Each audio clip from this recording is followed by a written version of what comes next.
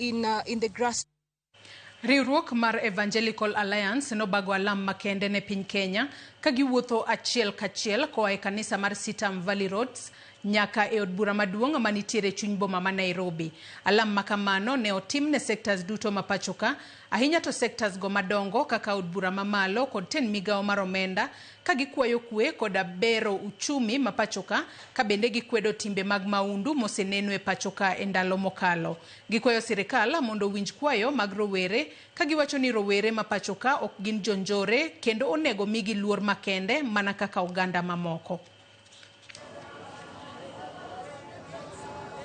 Across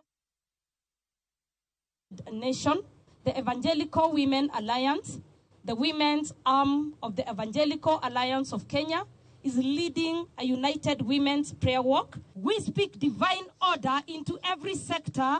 Many families are struggling to survive amid economic hardships. The cost of living is unbearable for countless households. And the unity of our people.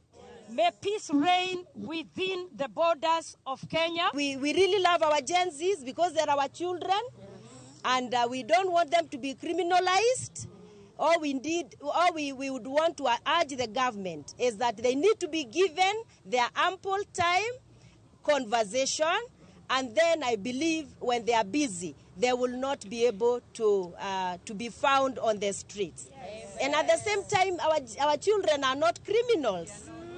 So we don't want to see our children being shot as what has been happening. Jotelo mawuok e kaunti ma Kisumu omedo siro chenro mag dongruok mag gwenge makaluo ma osebedo kayudo kokalo e tudruok mar duond buch ODM gi sirikal mar